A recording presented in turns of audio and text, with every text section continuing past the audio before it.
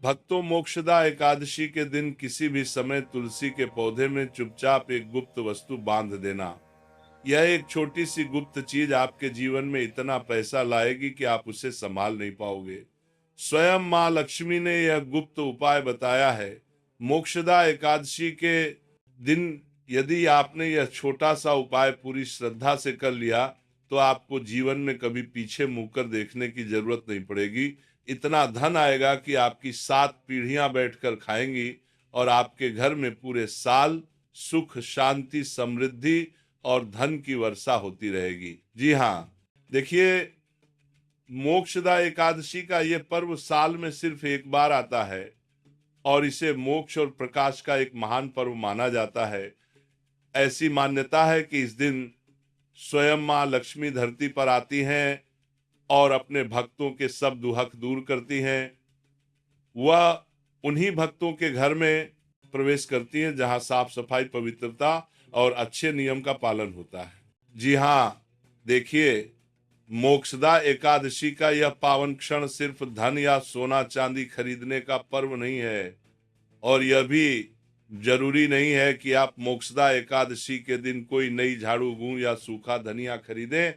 आज मैं आपको एक ऐसी गुप्त और रहस्यमयी चीज बता रहा हूं जिसे यदि आपने मोक्षदा एकादशी के दिन तुलसी में बांध दी तो माता लक्ष्मी हमेशा हमेशा के लिए आपके घर में स्थायी रूप से निवास करने लगेंगी। जी हाँ, तो चलिए आज के इस विशेष प्रवचन में इसके बारे में जान लेते हैं। जब देवी महालक्ष्मी स्वयं पृथ्वी पर भ्रमण करती हैं, वह उन्हीं घरों में प्रवेश करती हैं जहां श्रद्धा, विश्वास और अदृश्य नियमों का पालन किया जाता है। और आज मैं आपको एक ऐसा गुप्त और रहस्यमयी उपाय बताने जा रहा हूं जिसे न तो शास्त्रों में खुलकर बताया गया है और न ही पंडितों ने आज तक आपको समझाया होगा, क्योंकि यह रहस्य सीधे मोक्षदा एकादशी और तुलसी के दिव्य संबंध से जुड़ा है। अब आप भी यही सोच रहे होंगे और कई भक्तों के मन में यह सवाल आ रहा होगा कि मोक्षदा एकादशी और तुलसी का क्या संबंध है। देखिए, वही संबंध आज मैं आपको बताने जा रहा हूं। यह उपाय प्राचीन समय में सिर्फ बड़े बड़े महाज्ञानी और संत ही किया करते थे और उन्होंने यह ज्ञान सिर्फ अपने कुछ खास चेलों को ही दिया था। आप बड़े ही भाग्यशाली हैं कि स्वयं माता लक्ष्मी ने यह उपाय सुनने के लिए आपको चुना है। जिसके आंगन में तुलसी है, जिसे विष्णु प्रिया कहा गया है, ये वही तुलसी है जिसके आंगन में यदि दीपक जलाया जाए तो पीढ़ियों तक धन का प्रवाह होता रहता है। लेकिन आप में से कितनों ने कभी सोचा कि तुलसी केवल एक पौधा नहीं है। तुलसी को हमारे शास्त्रों में माता लक्ष्मी का ही एक ऐसा रूप कहा गया है जो हर घर में स्थापित रहती है। जी हाँ, तुलसी सिर्फ एक मामूली पौधा नहीं है, बल्कि यह धन के रास्ते खोलने का एक माध्यम है। और मोक्षदा एकादशी का यह पर्व तुलसी से इतना जुड़ा है कि यदि आप इस दिन चुपचाप तुलसी में एक विशेष वस्तु बांध दें तो धन की वह धारा बहती है जिसे आप रोक नहीं पाएंगे। आपको खुद समझ नहीं आएगा कि कहां से और किस रूप में पैसा आने लगा है। आपका पैसा कभी रुकेगा नहीं। अगर आपका व्यापार ठप पड़ा है तो वो अपने आप चलने लगेगा। सारे कर्ज के द्वार अपने आप आपकी जिंदगी से लौट जाएंगे। कभी अचानक कोई भूला बिसरा पैसा आपको मिल जाएगा। अब ये मत सोचना कि मैं उस वस्तु का नाम तुरंत बता दूंगा, नहीं, क्योंकि ये कोई सामान्य उपाय नहीं है। ये एक अमोघ विधि है जिसे करने वाले की किस्मत पलट जाती है। पर पहले यह समझना जरूरी है कि मोक्षदा एकादशी और तुलसी के बीच संबंध क्यों है और यह संबंध कैसे है। मोक्षदा एकादशी की रात को जब दीपक जलाए जाते हैं तो उसी के समांतर तुलसी के आंगन में बैठी एक सूक्ष्म ग्रह शक्ति भी सक्रिय हो जाती है। हमारे घर की जो तुलसी होती है उस घर में माता लक्ष्मी का वास होता है। तुलसी के पौधे में माँ लक्ष्मी का, दुला लक्ष्मी का साक्षात विराजमान रहती है। देखिए, कई लोग बड़े बड़े मंदिरों में जाकर माँ लक्ष्मी को ढूंढते हैं, अपनी रसोई में ढूंढते हैं, अपने घर में, अपने पूजा स्थल में ढूंढते हैं, लेकिन माँ लक्ष्मी मोक्षदा एकादशी के दिन कहीं और नहीं बल्कि तुलसी के पौधे में ही विराजमान रहती है, ऐसा हमारा शास्त्र कहता है। जी हाँ, मैं आपको बता देता हूं कि मोक्षदा एकादशी वह काल ऊर्जा है जो व्यक्ति के भाग्य में धन की रुकावट को बांधती है और तुलसी उसका विपरीत उसे खोलती है। इसलिए जो लोग मोक्षदा एकादशी पर केवल खरीदारी करके लौट आते हैं वे सिर्फ एक परंपरा निभाते हैं, लेकिन जो व्यक्ति इस दिन की शुरुआत तुलसी से करते हैं वे अपना भाग्य स्वयं लिखते हैं। अब यहाँ आपको समझना है कि धन कैसे आता है। धन केवल परिश्रम से नहीं आता, धन तब आता है जब सौभाग्य जागता है, जब हमारी आत्मा किसी शक्ति पुंज से जुड़ती है। और तुलसी वह महामंत्र है जो इस ब्रह्मांड की धनात्मक ऊर्जा को खींचकर मनुष्य के आंगन में उतार सकती है। तुलसी हमारे घर का एक ऐसा पौधा है जो माँ लक्ष्मी को बहुत आसानी से अपने घर की ओर आकर्षित कर सकता है। और देखिए, माँ लक्ष्मी को दया की देवी भी कहा जाता है। अगर कोई व्यक्ति लाख बुरा हो, उसने लाख पाप किए हों, फिर भी माँ लक्ष्मी उस इंसान का भला करती ही है। जी हाँ, अगर ध्यान से देखें तो जिस घर में तुलसी होती है वहां कभी भयानक रोग नहीं टिकते। आंखों में रोना तो होता है पर पेट में भूख नहीं होती, और शिकायतें तो होती हैं पर कंगाली नहीं होती, क्योंकि तुलसी स्वयं लक्ष्मी का द्वार है। लेकिन मोक्षदा एकादशी पर अगर एक छोटी सी गुप्त वस्तु माता तुलसी में बांध दी जाए तो लक्ष्मी कहती है कि मैं वहां कदम नहीं रखती, बल्कि अपना डेरा जमा लेती हूँ, हमेशा के लिए उस घर में स्थायी रूप से अपना स्थान बना लेती हूँ। अब बात आती है कि वह वस्तु क्या है। देखिए, वह कोई चावल नहीं है, न कोई लौंग है, न इत्र है, न सुपारी है। वह एक ऐसा प्रतीक है जिसे यदि किसी ने जान लिया तो धन के द्वार सीधे खुलते चले जाएंगे।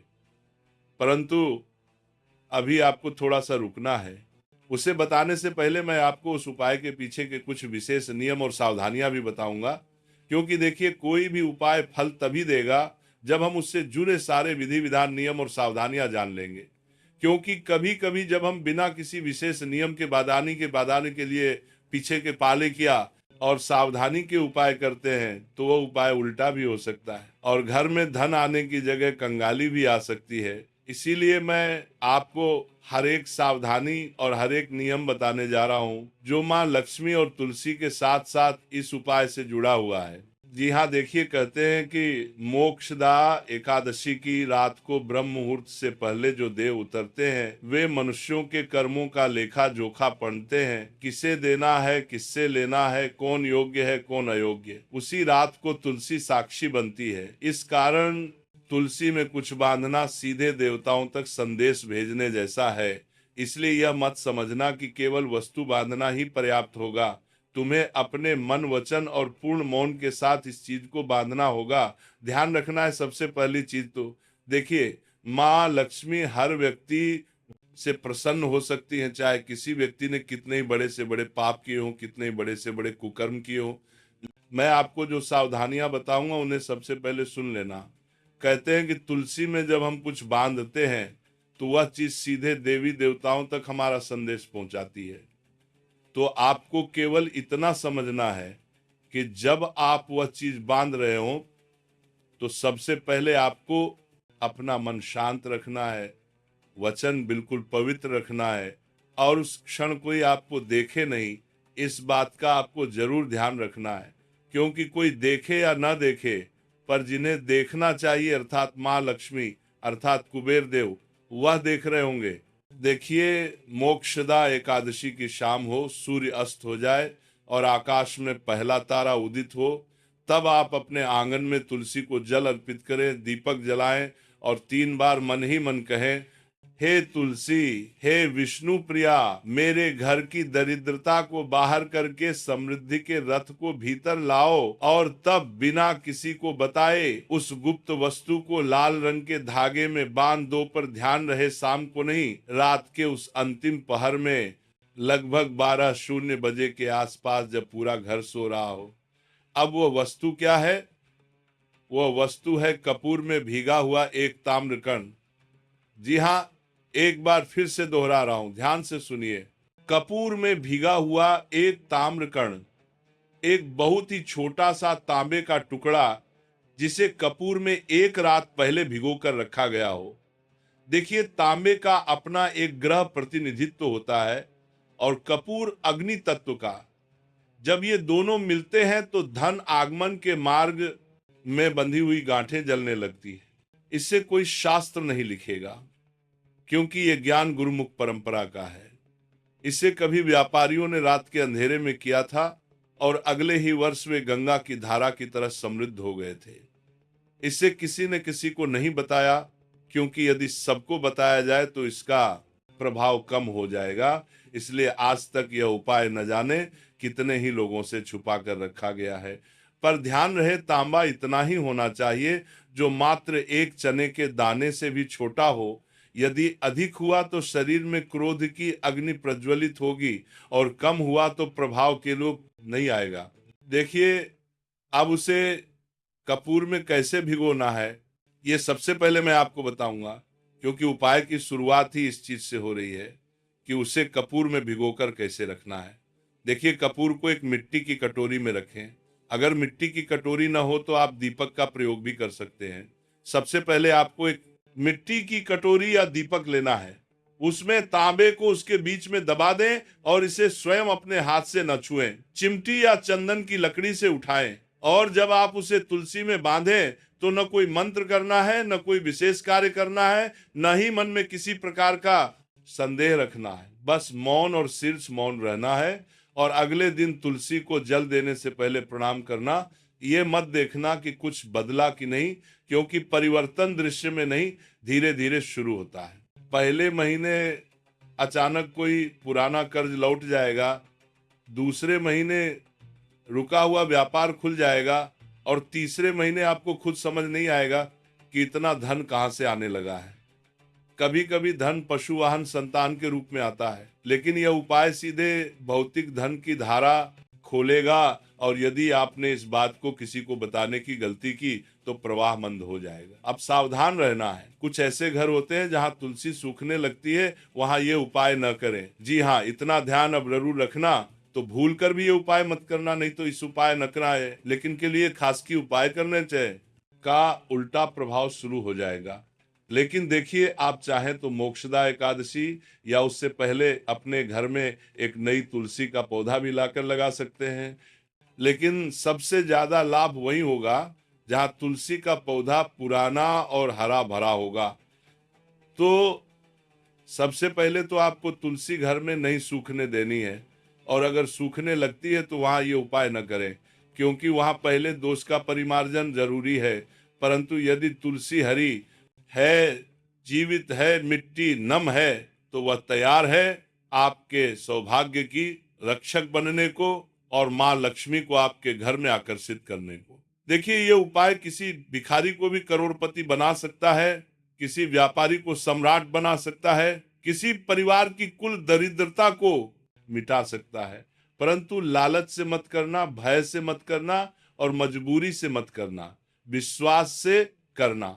क्योंकि देखिए, अगर हम कोई उपाय कर रहे हैं और उस उपाय को करते समय अगर हम किसी का बुरा करने का सोच रहे हैं, या किसी प्रकार का लालच या किसी प्रकार की कामना रख रहे हैं, और ये सोच रहे हैं कि इस व्यक्ति के साथ बुरा हो जाए, इसका बुरा हो जाए, तो उपाय भी आपको लाभ नहीं देगा। मोक्षदा एकादशी का पर्व कोई साधारण नहीं है। जी हाँ, मैं आप सभी को बता देता हूँ कि मोक्षदा एकादशी का पर्व अमीरों का नहीं, यह भाग्यवान का पर्व है। वह जो सौभाग्य को पकड़ लेता है वही वास्तव में धनी हो जाता है।